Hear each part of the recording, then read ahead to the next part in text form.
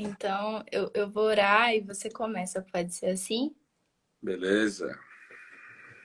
Senhor Deus, nós te agradecemos por mais uma manhã que acordamos com vida e estamos aqui para engrandecer o teu nome com um novo capítulo do livro que vamos ler agora. Que o Senhor nos abençoe, que o Senhor nos guarde, que o Senhor esteja guiando o nosso dia no bom caminho. É isso que pedimos e agradecemos em nome de Jesus. Amém. Amém. Amém. Vamos lá então, galera. Já deu uma introdução aí, né? O tema do nosso capítulo 16 de hoje é Jacó e Esaú. Ela até perguntou aí, né, o relacionamento de vocês com os irmãos, né? E é um capítulo bem interessante. É sempre legal a gente ver escritos de Ellen White, né? Porque eu acho bem interessante, porque ela traz vários detalhes, né? Acrescenta muitas coisas que a Bíblia ela não dá muito foco.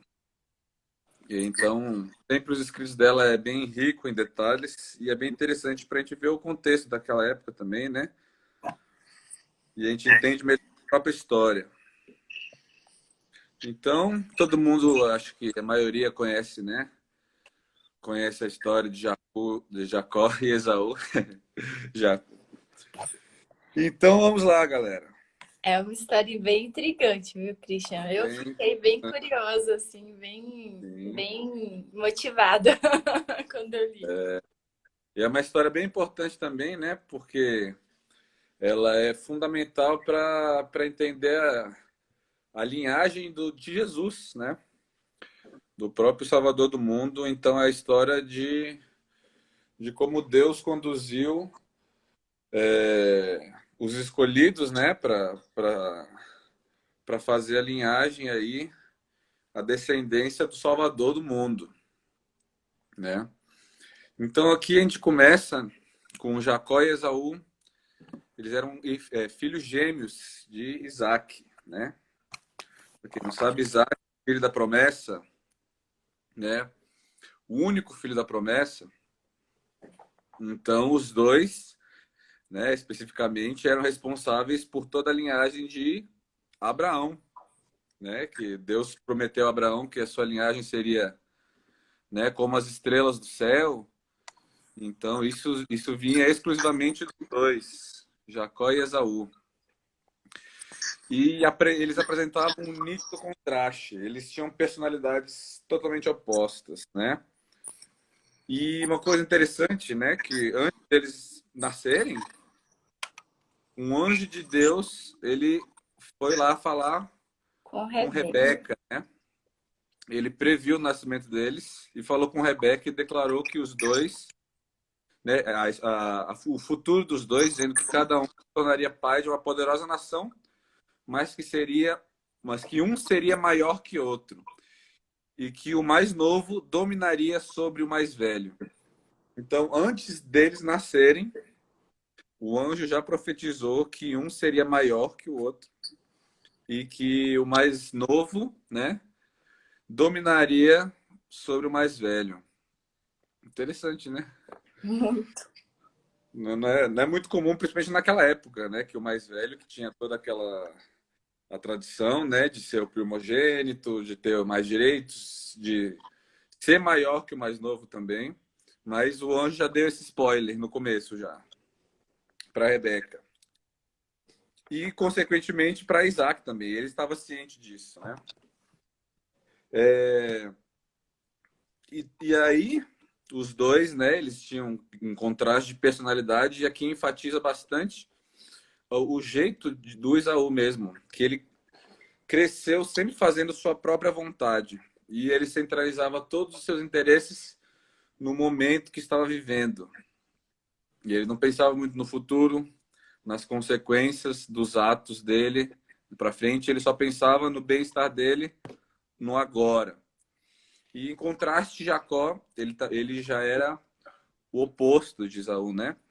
Que ele era mais ajuizado, esforçado e sempre pensava no futuro, né? Pensava nas ações dele, o que isso poderia causar. Ele também vivia contente com a vida no lar, junto com a sua mãe, né?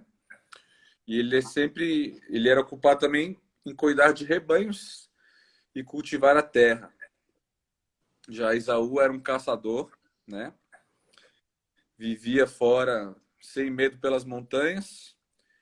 E é uma coisa também até triste, né? Que era nítido a preferência do pai e da mãe com os filhos, né? Isaac, ele gostava mais, abertamente mais de Esaú. E já a Rebeca, mãe deles, gostava e tinha preferência por Jacó, né? É, então, é uma coisa também bem diferente dos nossos dias, uma observação aqui, né? Que os dois, aqui conta que os dois foram ensinados a considerar o direito da primogenitura como uma questão de grande importância. Porque a gente, no nosso contexto, né, atual, eu, pelo menos, sempre ouvi essa história e ficava meio assim, né? Tipo, cara, tudo isso por causa de uma, né? Tipo, De um pratinho de uma bênção. lentilha. Não é nem pelo prato, mas pela essa primogenitura, por essa bênção, tipo assim. Hoje em dia a gente não vê tanta até importância nisso, né? Porque não tá no nosso contexto esses privilégios do mais velho para o mais novo, né? Dessa bênção. Que Mas, bênção é essa, entendeu? Os pais não abençoam os filhos, então mas a gente vamos e convenhamos, né? Lentilha é um prato delicioso. Mas não é para trocar, né? Eu acho. mas hoje em dia a gente não vê tanta importância, né, nessa primogenitura e nessa bênção, né?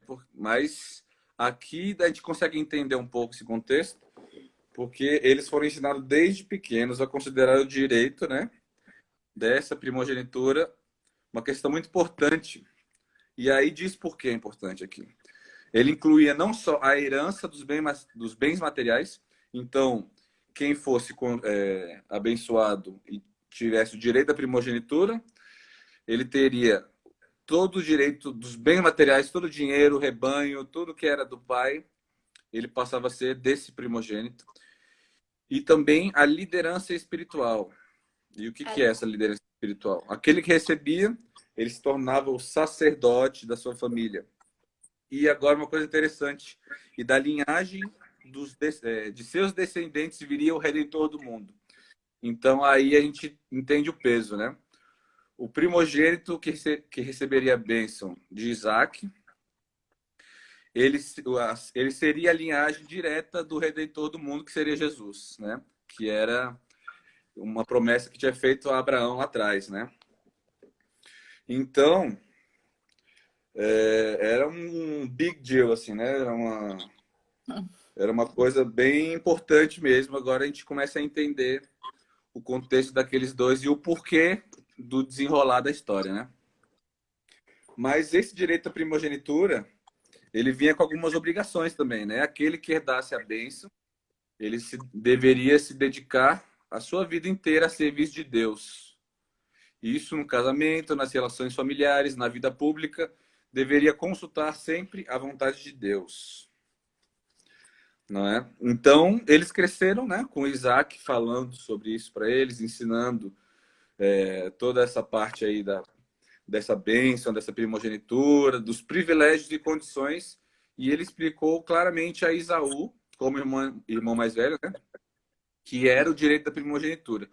E aí a gente já pega esse ponto interessante, que Isaac, ele tinha preferência com Esaú, mas ele sabia, né, que o anjo tinha falado com Rebeca antes deles nascerem, que o mais novo ia dominar sobre o mais velho.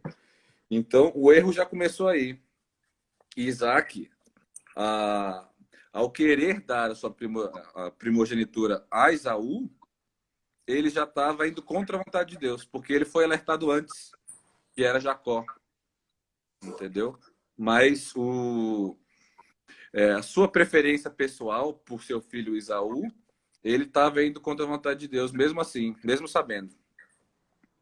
Só que ele, né, contando e ensinando a seus filhos sobre as condições e obrigações da primogenitura, era um contraste da personalidade de Esaú, que ele não se dedicava à devoção e nem tinha inclinação também para viver uma vida religiosa, que Ellen White pontua, né? Então, para Esaú, essas exigências do direito da primogenitura não passava de inconveniências, entendeu? Para ele, Esaú considerava o fardo, essa primogenitura e essas condições, como uma escravidão à lei de Deus e a condição da aliança de Deus com Abraão. Então ele se sentia preso, né? Ele não se ligava muito nessas obrigações e ele nem gostava também, né? Mas, já Jacó, ele tinha uma postura totalmente diferente em relação a isso. Mas aqui conta também, né, que Rebeca se lembrava das palavras que o anjo tinha dado, né? E ela conseguia diferenciar bem claro, assim, que era Jacó que estava destinado à primogenitura, né? Então, aqui Jacó ficou sabendo, né, que Esaú, que seria o primogênito, ele ficou bem frustrado. Ele queria muito esse direito, né? E aí, vamos passar um pouquinho aqui, né, que eu acho que eu estou demorando demais. Não, fica à vontade. Aí, vamos avançar um pouquinho aqui. Quando você mencionou aí, né, que Esaú vende esse direito para Jacó, né? Então, como a gente falou, Esaú ele era um caçador, né? Um cara que gostava de se aventurar pelas montanhas, pelas florestas, caçando. E um dia ele voltou com muita fome de uma caçada. E aí ele pediu a comida que o Jacó estava preparando, né? Que era, como você mencionou, um prato de lentilha. Vermelha. E aí ele pediu para o irmão dele, só que aí ele ofereceu em troca e queria em troca o direito da primogenitura, né? E como aqui Ellen White deixou bem claro, Esaú, o que ele pensava? Ele pensava no futuro dele? Não. Ele era uma pessoa que só se atentava no presente. Então, ele estava com fome naquela hora, entendeu? E aí ele falou assim: para que me serve esse direito, né? De que vale esse direito? Tô morrendo de fome. E aí É, ele falou, tocou a trocou por uma primogenitura. besteirinha. Trocou por um método Exatamente. torpe, triste. Para lentilhas. E aí aqui deixa bem claro, foi nessa atitude que ele mostra a total indiferença que ele tinha com uma coisa tão importante, né? Que era a própria linhagem do Salvador. E todos os direitos também, né, que ele tinha. Ele não mostrava nenhum interesse nisso, né? Ele desprezou o seu direito de filho mais velho, como aqui menciona Gênesis 25, né? Quando ele desistiu da primogenitura, ele teve uma sensação de alívio, como a gente tinha mencionado também antes. Ele via isso como um fardo, né? Então, quando ele vendeu, né, trocou a primogenitura dele, se sentiu aliviado. E aí, agora ele podia fazer o que quisesse, né? Para satisfazer os prazeres descontrolados dele, né?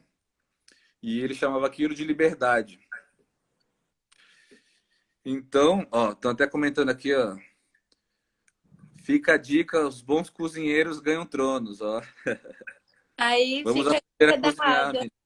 Na Exatamente. em uma live que a gente fez junta, tudo é vaidade, né, amiga? Uma dica para os homens aprender a cozinhar. Só coisa boa, né? Então, quando Esaú trocou, né, o seu direito, ele se casou com duas mulheres hititas. Elas adoravam falsos deuses. E trazia também, isso decepcionava muitos pais dele, né? Isaac e Rebeca. Então, nisso aí, Isaú já tinha transgredido uma das condições da aliança, que proibia o casamento, né, entre o povo escolhido e os pagãos. Então, nisso aí, ele já quebrou essa aliança. Mas mesmo assim, aí você vê a insistência de Isaac.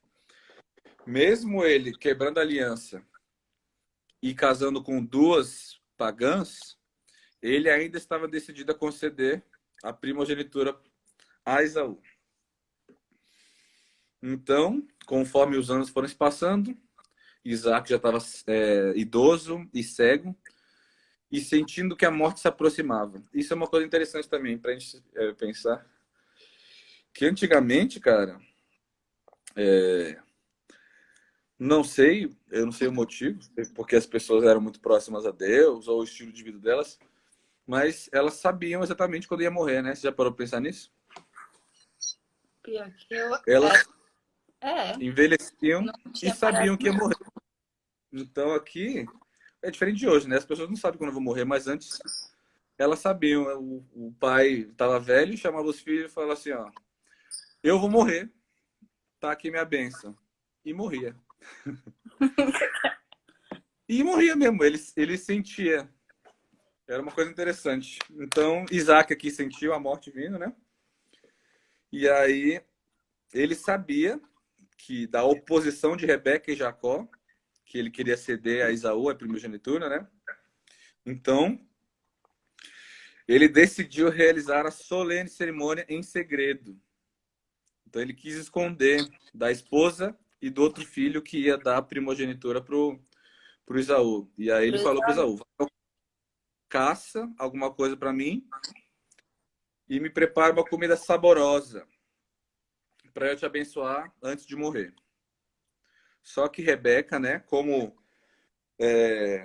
não só Isaac e Rebeca, mas eu acho que a maioria das mulheres aí, nesses casais, você não consegue esconder coisas da sua mulher não, né, amigo? Muito isso. As mulheres, elas têm esse dom, né? Como não como era de se esperar, a Rebeca ficou sabendo, né? E foi contar pro filho. E aí foi uma coisa também que não foi muito boa, tanto, né, para Jacó quanto até para toda a família deles, que a Rebeca tentou convencer o próprio filho a enganar o marido, enganar o pai, né? Canal Pai.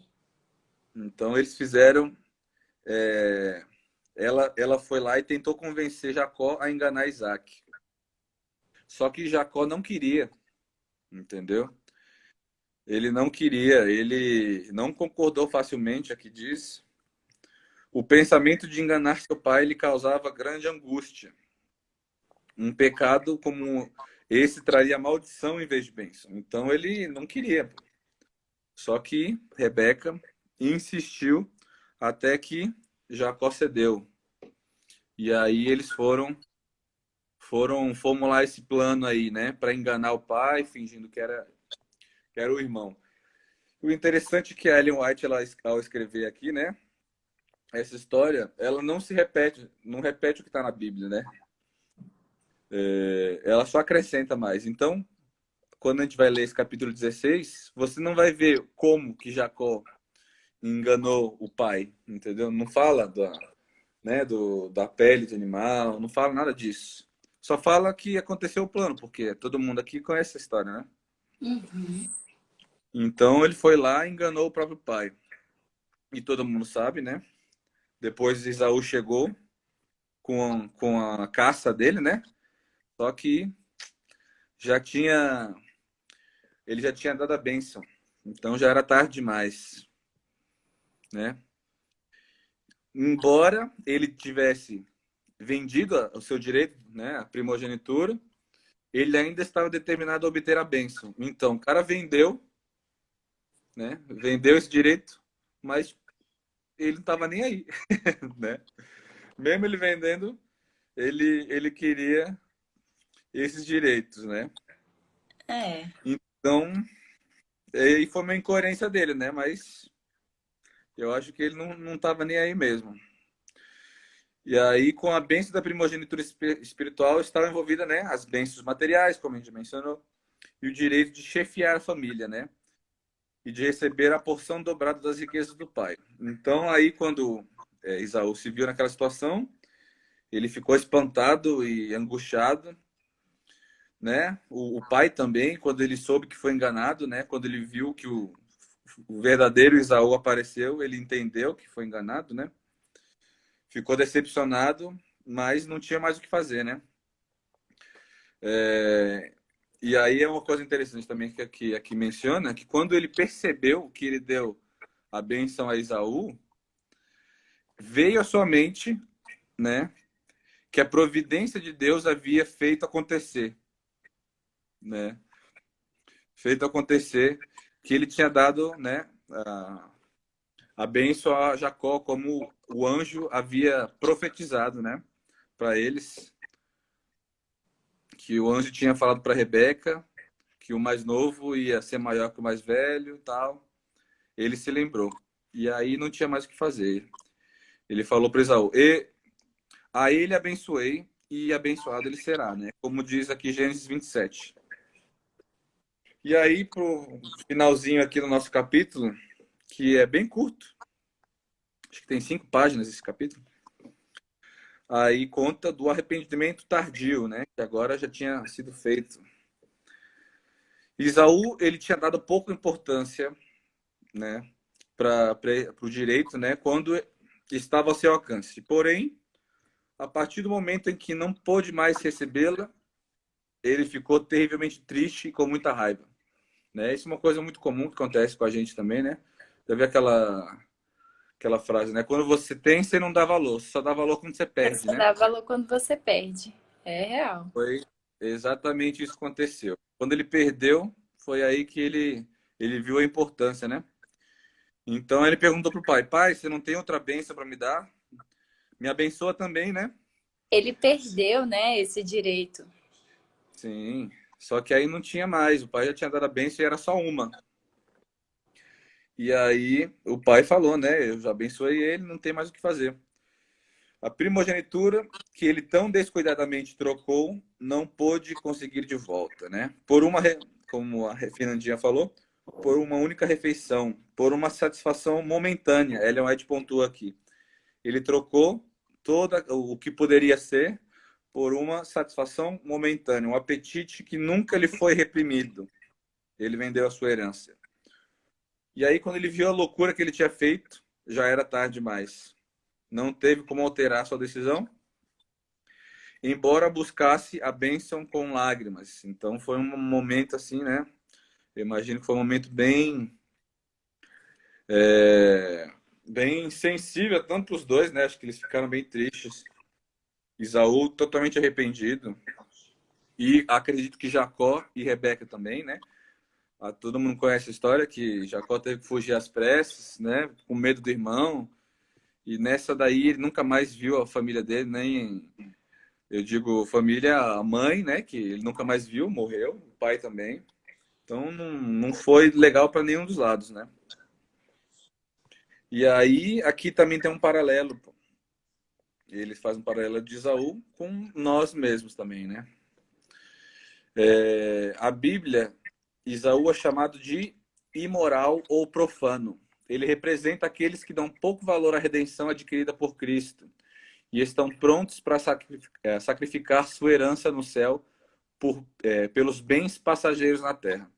Então aqui a gente pode trazer né, uma comparação com a nossa própria vida, né? Pode trazer isso também para a nossa realidade. Quantas vezes a gente não troca uma coisa que pode ser eterna, né? A salvação, o nosso relacionamento com Deus por coisas momentâneas. Eu É acho que verdade. Assim, Ellen White também tem um comentário que diz assim que a gente precisa na nossa sociedade de homens que não se comprem nem se vendam e nem uhum, abram mão dos seus valores para aquilo que não é bom.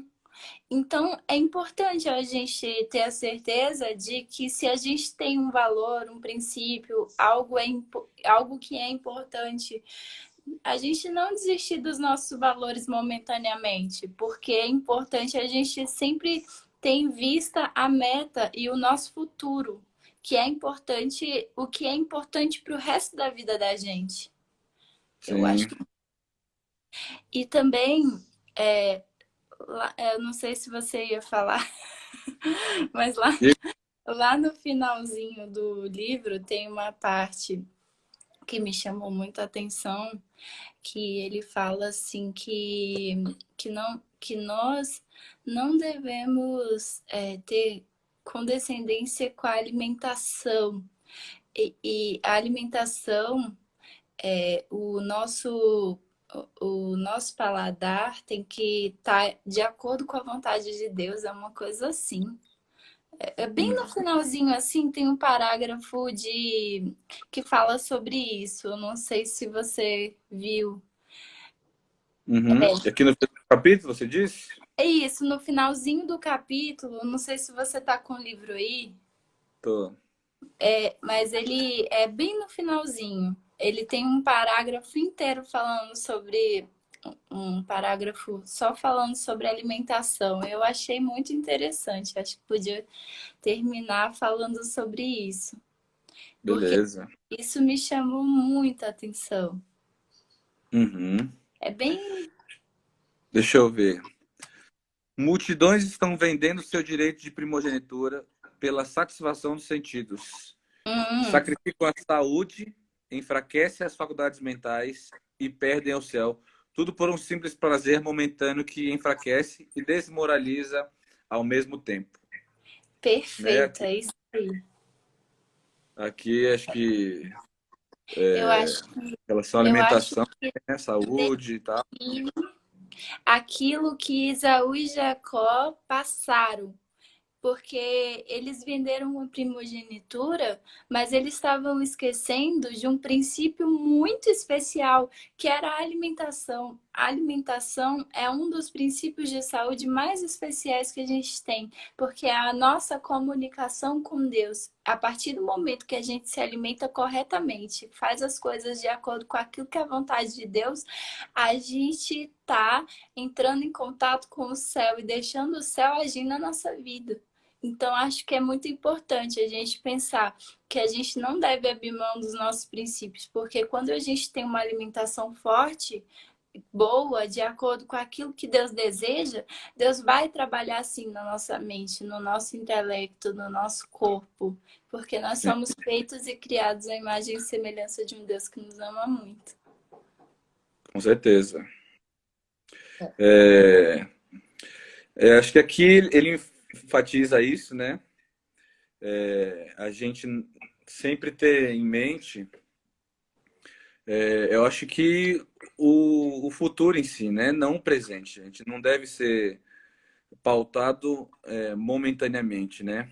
Como Isaú fez. Aqui deixa bem claro que o maior erro de Isaú foi não ter dado importância, né, a coisas importantes, como aqui, né, que a gente já mencionou, a importância da primogenitura, dos direitos, tal, que depois ele até se arrependeu. Ele trocou tudo isso por justamente prazeres momentâneos, pensou só no agora. E é uma coisa que a gente faz também diariamente, assim, né? Eu acho que o pecado em si, ele ele pode ser aplicado nesse sentido, né? A gente peca porque a gente escolhe um momento, né? A gente prefere um momento do que a eternidade. Então a gente troca exatamente isso. A gente É, troca o agora pelo eterno. e quantas vezes a gente não faz isso com a nossa alimentação, escolhendo coisas que a gente não pode comer e momentaneamente, que vão fazer mal para o nosso corpo, que vão entorpecer a nossa mente, deixar a gente um pouco mais devagar do que aquilo que Deus espera que a gente coma, que são frutas, legumes, cereais, verduras, que são que é aquilo que vai que introduzir na nossa vida coisas boas. E às vezes a gente Uhum, esquece disso. sim. São as prioridades. E tudo é vaidade, como diz a minha amiga Ata. É isso. Então, vou encerrar aqui, amiga, Você... uma última frase desse capítulo que eu achei bem legal. E é também um conselho para todos nós, né? Principalmente nesse período que a gente está passando aqui, que a gente possa sempre ter em mente o final, né? A gente pode sempre ter claro na nossa mente o porquê de tudo isso, que é o próprio reino dos céus, né? Então, vou ler aqui no finalzinho e aí acho que a gente pode encerrar com uma oração, né? Aí você ora. Beleza. Pode ser? Assim acontecerá no grande dia de Deus, com aqueles que trocaram sua posição de herdeiros do céu por essas satisfações egoístas. Então, ele acabou com esse paralelo entre Esaú, as consequências das suas ações, e ele fez um paralelo com o dia, né? Os últimos dias, o dia final do julgamento, que também muitas pessoas vão se arrepender, assim como Esaú se arrependeu, de ter trocado, né? Ter trocado o reino dos céus, momentos, prazeres momentâneos, né? Que nós possamos sempre ter em mente o nosso foco, né? Que é a salvação e salvar pessoas também. Nosso relacionamento com Deus e com o próximo, né? É verdade. Então, vamos orar? Vamos Feche os olhos orar. comigo. Vamos. Oremos. Pai que está nos céus, obrigado, Senhor, por nos conceder essa história maravilhosa que nós também podemos tirar muitos proveitos dela.